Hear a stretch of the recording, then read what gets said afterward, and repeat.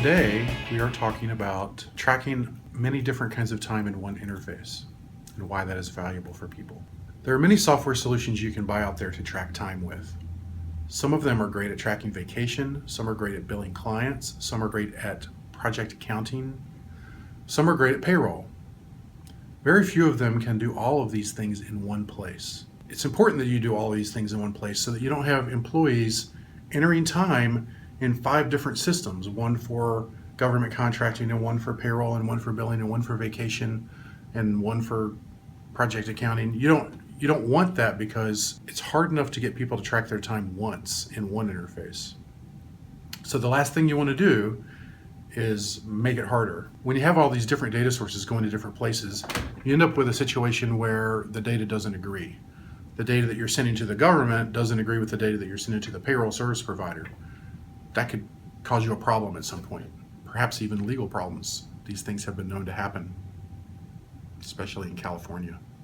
Ideally, you're going to be sending the time data that you collect into some accounting system, maybe into multiple systems, project management system, a vacation tracking system, an HR system, an accounting system, different places. You need to have one system that is the master, the owner, the record of last resort for the time data.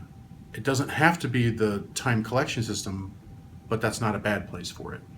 Otherwise, it's not obvious when there's a dispute about what data where's the correct data, it's not obvious where you're supposed to go to get the right answer. So it's important to have one place that is the system of record for the time data.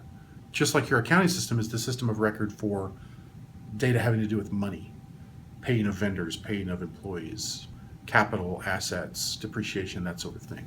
When we collect time for multiple different reasons, for multiple different departments in your company, in multiple different ways, and we do it all in one place, we call that enterprise time tracking. Departmental time tracking is where you're just doing vacation for this department, or you're just doing project accounting for that department. Enterprise time tracking is where you're collecting time data from all of the employees in the company for all of the reasons that it needs to be collected, and then feeding that data back to people, to managers, in a reporting system that gives them what they need to do the thing that they're trying to do in their part of the business. You may have a person who's running the consulting division of a business that cares very much about the percentage of our time that our employees are billable, the percentage of the time that they're sitting on the bench.